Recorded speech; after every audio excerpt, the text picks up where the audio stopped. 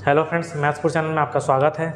हम लोग पिछले लास्ट वीडियो में विभाज्यता के ऊपर हम लोग कुछ क्वेश्चन देखे हुए थे, है ना। और आज भी हम लोग क्वेश्चन चलते ही रहेगा। बहुत सारे क्वेश्चन और अलग अलग टाइप के क्वेश्चन हैं, हम उसको सीखेंगे। जैसा क्वेश्चन में बोल रहे हैं हम लोग वैसे ही करते जाएंगे। और बहुत ही आसान टॉपिक है ये, है ना। क्वेश्चन मतलब जो टाइप है ना, नंबर ऑफ टाइप्स है, मतलब इसमें विभाज्यता में, है ना, वो थोड़ा सा अधिक है, लेकिन बहुत ही आसान है। एकदम सिंपल क्वेश्चन है और बहुत ही आसान क्वेश्चन है। चलिए हम लोग अब स्टार्ट करते हैं ना, बिना देरी के। तो पहला क्वेश्चन ये बोल रहा है कि एक 4 अंकों की संख्या जो 2 अंकों को पुनरावृत्ति करके बनाई है, जैसे 25-25 है ना, 32-32, 3-2, 3-2, 2 अंकों का क्या है, 2 अंकों की पुनरावृत्ति, मतलब 2 अंक के बाद फिर वही 2 अंक रिपीट हो जा रहे हैं, है ना, उसी टाइप से। आदि इस प्रकार बनी संख्या किससे पूर्णतः विभाजित होगी? ऑप्शन ए दिया है 7, ऑप्शन बी दिया है 11, ऑप्शन सी दिया है 13, ऑप्शन डी दिया है 3 अंकों की सबसे छोटी अभाज्य संख्या, है ना। अभाज्य संख्या के बारे में मैं बता चुका हूँ, है ना। तो चलो इसको हम लोग बनाएंगे कैसे, वो चीज़ देखते हैं। देखो, आप लोग इसको 2 अंकों की कोई सा भी, जैसे कि मान लो यही 25-25 ले लिए, है ना। आप लोगों के पास 2 ऑप्शन है, 2 तरीका है। या तो आप सभी ऑप्शन को इससे भाग दे दो, है ना, 25-25 को 7 से भाग दे दो, 11 से भाग दे दो, 13 से भाग दे दो। और 3 अंकों की सबसे छोटी अभाज्य संख्या क्या होती है, वो तो आप लोगों को पता ही है। देखो, 3 अंकों की सबसे छोटी संख्या क्या होती है? 100 होती है ना। क्या होती है? 100 होती है। लेकिन ये अभाज्य संख्या नहीं है ना, ये क्या है? भाज्य संख्या है ना। अभाज्य संख्या हमको ज्ञात करना है, अभाज्य संख्या देखना है। तो क्या होगा? 3 अंकों की सबसे छोटी अभाज्य संख्या 101 है ना। 101, आप लोग 101 को किसी भी पहाड़े में 101 नहीं आता है, किसी भी संख्या के पहाड़े में 101 नहीं आता है, तो 101 ये अभाज्य संख्या होगी। तो देखो, ऑप्शन हमारा ए हो गया, 7 हो गया, बी हो गया 11 हो गया, ऑप्शन सी हो गया 13, और ऑप्शन डी हो गया क्या हो गया? 101 हो गया, है ना। तो हम लोग सबको अलग अलग भाग करके है ना, देख के हम लोग दे सकते हैं। ये पहला तरीका है। दूसरा तरीका में मैं बता रहा हूँ, है ना, दोनों मेथड सही है, दोनों में समय भी लगभग उतना ही लगेगा, है ना। बनाने का अगर मेथड आपके पास स्पीड है तो उसमें और जल्दी बन सकता है ना, जैसे मैं बता रहा हूँ। जैसे कि इसमें क्या बोल रहा है कि मान लिया, जैसे कि अगर ये 25-25 अगर मैं इसी को ले लेता हूँ, है ना, ये, तो अगर मान लो मैं इसको x ले लिया, तो ये मैं 5 को y ले लेता हूँ। अगर x का मान को 2 ले लिया और y के मान को 5 ले लिया, तो इसको मैं xy करके लिख सकता हूँ। क्या लिख सकता हूँ ना भाई? यहाँ पे कोई भी संख्या लगा, अगर मान लो मैं x का मान 1 रखा, y का मान 4 रखा, तो क्या बन जाएगा? 1 4 1 4। तो देखो, वही संख्या 2 अंक के बाद फिर वही 2 अंक रिपीट हो रहा है ना, पुनरावृत्ति हो रहा है ना। पुनरावृत्ति मतलब रिपीट, है ना, रिपीटेड हो रहा है। तो कहने का मतलब मैं अगर मान लो xy अगर मैं मान लेता हूँ, है ना, तो माना वो संख्या मेरा क्या है? 4 अंकों की वह संख्या क्या है? xy, है ना। अब इसको मैं क्या किया, इसको मैं स्थानीय मान के रूप में लिखता हूँ, है ना। ये xy क्या है? स्थानीय मान के रूप में लिखता हूँ। किसके? स्थानीय मान के रूप में लिखने पर, है ना, स्थानीय मान के रूप में लिखने पर। हम लोग एग्जाम में ये सब नहीं लिखना है, मैं भी समझाने के लिए बता रहा हूँ, है ना। तो देखो, y कौन सा स्थानीय मान है? लास्ट के इकाई अंक में है, यानी क्या हो जाएगा? ये y गुणा 1, है ना, पहले स्थान पे है तो इकाई अंक में, है ना। अब देखो, x कौन से स्थान पे है? दहाई अंक में। दहाई में क्या होता है ना, 10 आता है ना। उसके बाद स्थानीय मान जानते हैं ना हम लोग कि ये कौन से पोजीशन में है, ये इकाई मतलब कौन सा पोजीशन, ये दूसरे पोजीशन दहाई अंक में तो है, लेकिन दहाई अंक को हम लोग कैसे लिखते हैं? 10 से, वैसे ही सैकड़ा, हजार, है ना, वैसे ही चलते रहेंगे। अब ये देखो, ये वाला y कौन से पोजीशन में है? सैकड़ा में, तो सैकड़ा में 100, है ना। उसके बाद ये वाला x कौन से पोजीशन में है? हजार में। ये हो गया, ठीक है। अब ये देखो, अगर हम लोग इसको सबको हल करते हैं एक बार, है ना, हल करके देखते हैं, तो देखो x वाले को पहले जोड़ लेता हूँ, y को फिर जोड़ लेता हूँ, है ना, जैसा भी। तो ये कितना हो गया? 1000x, है ना, ये कितना हो गया?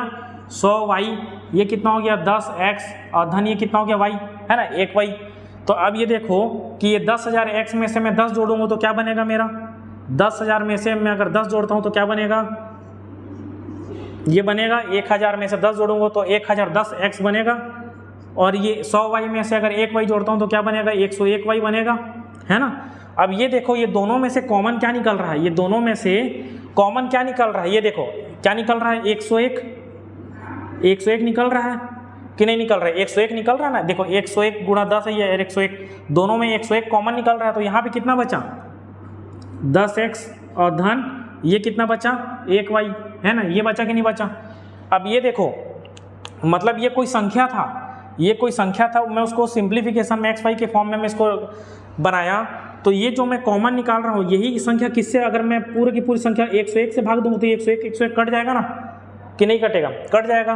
तो मैं इसीलिए मैं कॉमन निकाल लिया है, उभयनिष्ठ निकाल लिया कि 101 यहाँ से कॉमन निकल गया, तो बचा कितना 10x धन y।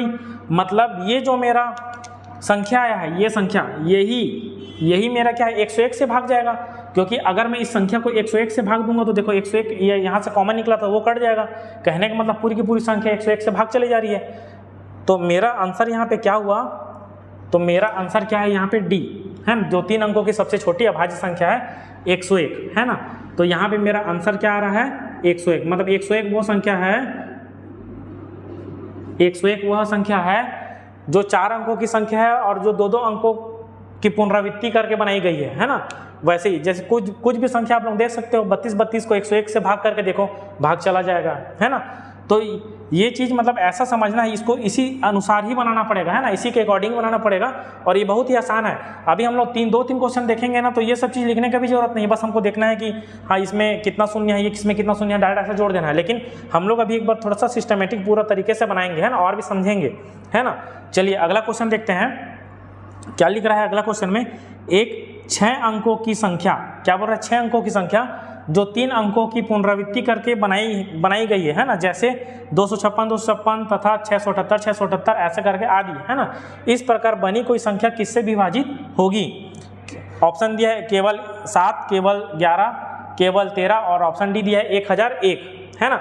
तो देखो मैं आप लोगों को जब स्टार्टिंग वीडियो में मैं बताया था विभाज्यता के ऊपर, तो उसमें मैं बताया था कि 6 अंकों की संख्या जो 3-3 अंकों का रिपीट करके बना रहे हैं है ना, तो वो संख्या हमेशा किससे भाग जाएगी, 7 से जाएगी, 11 से जाएगी, 13 से जाएगी और 1001 से जाएगी। मैं ये चीज़ को बताया था है ना। तो ये वही क्वेश्चन है, सेम वही क्वेश्चन है, ऑप्शन भी वही दे दिया हूँ मैं है ना। तो इसमें क्या है ना, इसमें जो क्वेश्चन को समझना है, बनाना तो ऐसा ही है, लेकिन इसमें जो ऑप्शन दिया देखो, केवल 7 से क्या भाग जाता है, क्या 3 अंक, मतलब जो 6 अंकों की संख्या जो 3-3 अंक करके रिपीट बनाया गया है, नहीं। केवल 11 से जाता है कि नहीं, केवल 13 से जाता है कि नहीं, 1001 से जाता है ना, तो हाँ, क्योंकि इसमें केवल नहीं लिखा है, क्यों, क्योंकि केवल 7 से जाता है, मतलब ये 7 के अलावा और किसी से नहीं जाता, ऐसा तो नहीं है ना। तो केवल 11 यानी कि 11 के अलावा और किसी से नहीं जाता क्या, ऐसा भी नहीं है, जाता है भाई है ना। अब 1001 जो है ना वो 7 का भी गुणज है, 11 का भी गुणज है और 13 का भी गुणज है, मतलब 1001 में 7 भी आ रहा है, 11 भी आ रहा है, 13 भी आ रहा है, आप लोग करके देखना है ना। तो अगर मैं इसको डायरेक्ट अगर मैं देखूँ आप लोगों को जो मैं बताया हूँ कॉन्सेप्ट के अनुसार, तो मैं डायरेक्ट यहाँ पे टिक लगा दूंगा, 1001 इसका आंसर है ना। बिना मतलब हम लोग बस क्वेश्चन को देखे, पढ़े और टिक लगा दिए। बस यहाँ पे हम लोग को समझना है कि यहाँ केवल 7 से भाग नहीं जा रहा है ना, केवल 11 से, सिर्फ 11 से ही भाग नहीं जा रहा है, वो 7 से 11, 13 और 1001 से भाग रहा है। इसलिए मैं यहाँ पे केवल नहीं लिखा हूँ। बहुत ही अच्छा क्वेश्चन, यहाँ पे ऑप्शन को देखना है। यहाँ पे कई लोग ऑप्शन में ना कन्फ्यूजन हो जाएंगे कि मैं टिक कौन सा मारूँ है ना, तो वो चीज़ को हम लोग को देखना है। अब देखो मैं अगर इसके अकॉर्डिंग बनाता हूँ ना, तो इसके अकॉर्डिंग भी चलते हैं। देखो मान लेता हूँ मैं 6 अंकों की जो संख्या है 3 अंकों की पुनरावृत्ति करके बनाई गई है ना। तो मान लो XYZ है ना, फिर XYZ ये होगा, ठीक है। अब इसको अगर मैं स्थानीय मान के रूप में लिखता हूँ तो देखो यहाँ पे कितना हो जाएगा, Z हो जाएगा, Z गुणा 1 है ना, Z गुणा 1, फिर धन ये Y कौन सा में है, ये 10Y होगा है ना, दाहिने अंग में है, डायरेक्ट कर रहा हूँ है ना। अब ये क्या सैकड़ा में है, तो ये 100X होगा।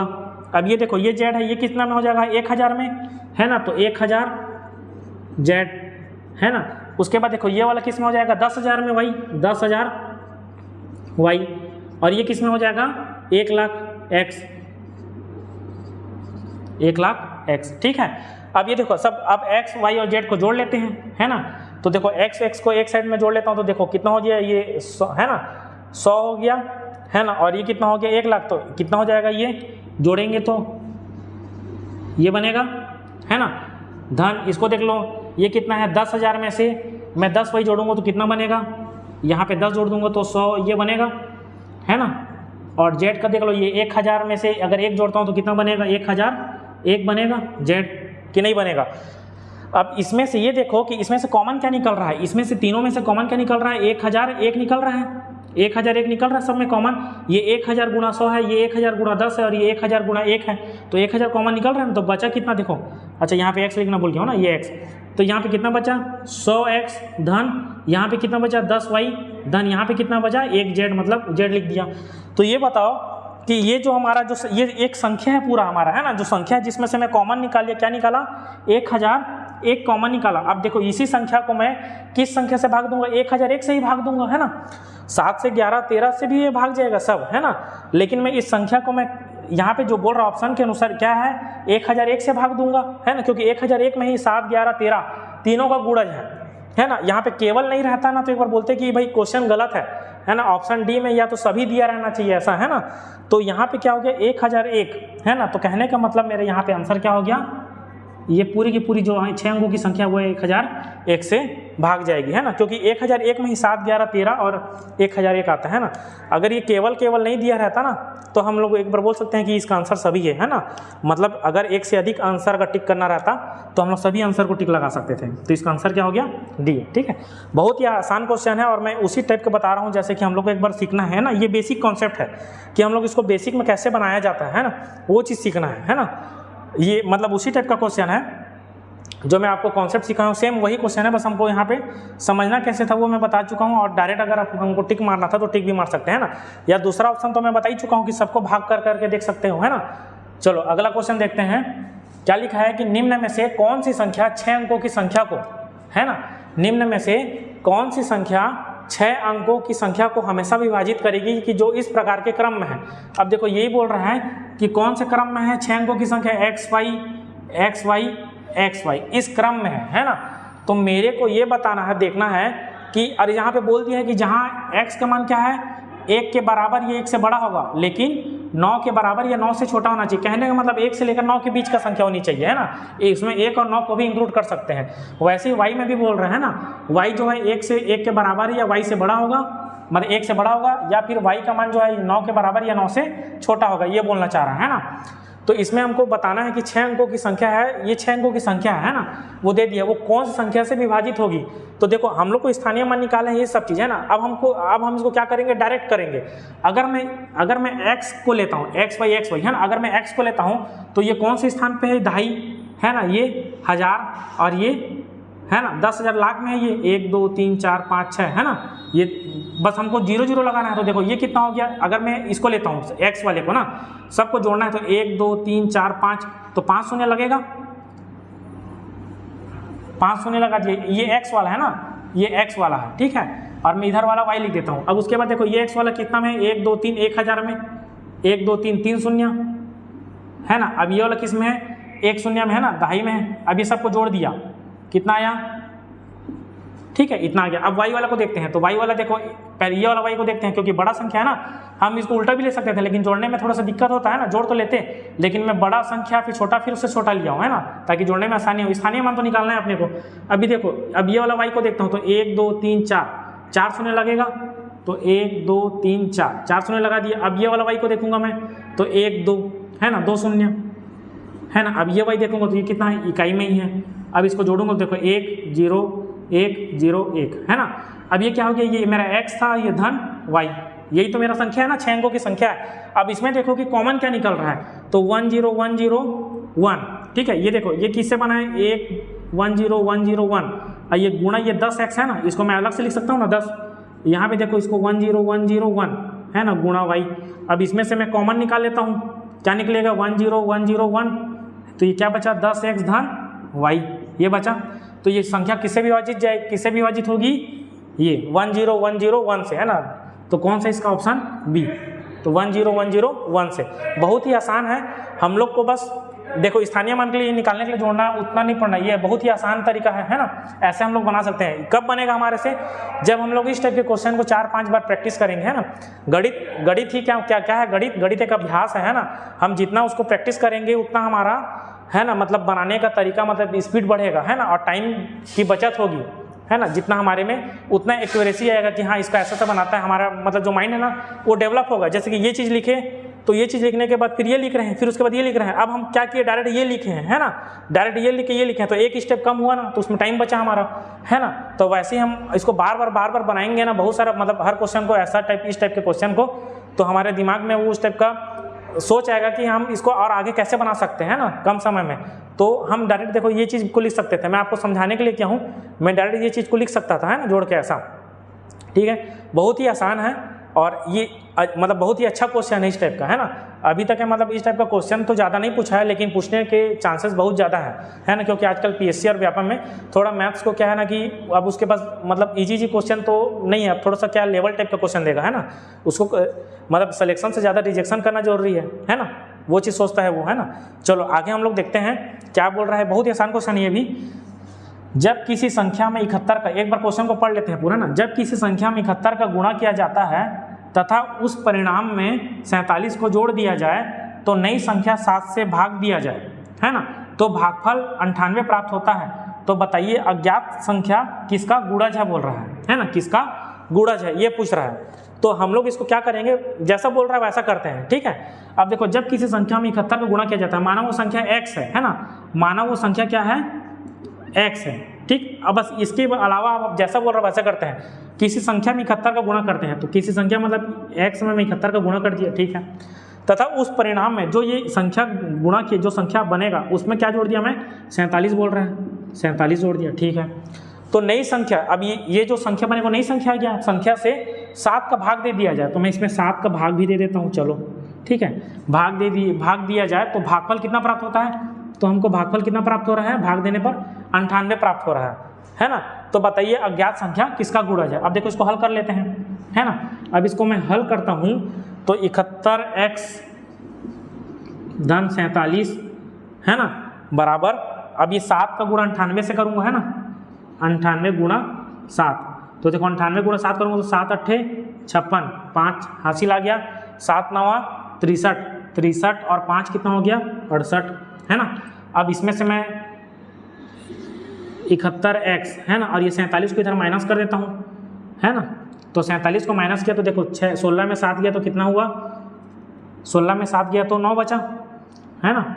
और उसके बाद ये 7 में से 4 गया तो कितना बचा 3, और ये 639, है ना। अब ये कितना हो गया 71x बराबर, है ना, ये 71x बराबर, तो x बराबर कितना हो जाएगा 639/71, है ना। अब ये देखो ये कितना में जा रहा है भाग, देखो कितना में जा रहा है।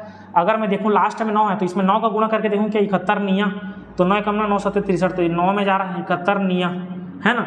तो वो क्या आ रहा है हमारा, तो अज्ञात राशि क्या आ रहा है 9 आ रहा है, क्या आ रहा है 9, है ना। अब ये बताओ अज्ञात राशि जो 9 है वो उस किस संख्या का गुणज है। मतलब गुणज मतलब मैं बताया था स्टार्टिंग में ही, गुणज मतलब पहाड़ा, किस संख्या के पहाड़े में 9 आता है ये बताओ। 2 के पहाड़े में आता है कि नहीं आता, 5 के पहाड़े में आता है कि नहीं आता, 7 के पहाड़े में आता है कि नहीं आता, 3 के पहाड़े में आता है ना, हाँ। तो इसका आंसर क्या है 3। तो अतः, है ना, यहाँ लिख सकते हैं संख्या 9 जो है 3 का गुणज है, ये मेरा आंसर है ना। तो बहुत ही आसान है, जैसा बोल रहा है क्वेश्चन हम लोग वैसे ही करना है। पूरे गणित में हम लोग यही चीज़ सीखेंगे, जैसा बोल रहा है उसी टाइप के उसी के अनुसार चलना है हम लोग, है ना। बस जो हम लोग 10वीं तक का जो बेसिक हमारे पास नॉलेज है ना गणित में, जिसका बेस एकदम क्लियर है ना, वो उसको एकदम बहुत ही आसान आएगा, है ना। जैसे कि स्थानीय मान क्या होता है, अब ये चीज़ तो एकदम बेसिक है ना। मैं ये सब चीज़ को भी थोड़ा थोड़ा बताऊँगा, है ना, आगे क्लास जब भी लूँगा तो धीरे धीरे मैं ये सब चीज़ को भी मैं पूरा, है ना, डिटेलिंग में मैं इसको पूरा अच्छे से बताऊँगा, है ना। तो चलो आज मतलब यहीं तक करते हैं ना, 4 क्वेश्चन किए हैं, अच्छा क्वेश्चन है ये, और भी हम लोग अभी क्वेश्चन ही करते रहेंगे, है ना। तो आज के लिए इतना ही, और आप लोगों को कुछ भी अगर डाउट होता है, कुछ भी चीज़ समझ में नहीं आता है तो मेरे को कमेंट बॉक्स में कमेंट कर सकते हो, है ना। और वीडियो अगर आप लोगों को पसंद आ रहा है तो प्लीज़ वीडियो को लाइक करिए, है ना, चैनल को सब्सक्राइब भी करिए और दोस्तों लोगों को भी अधिक से अधिक शेयर करिए, है ना। तो चलिए आज के लिए इतना ही, है ना, धन्यवाद।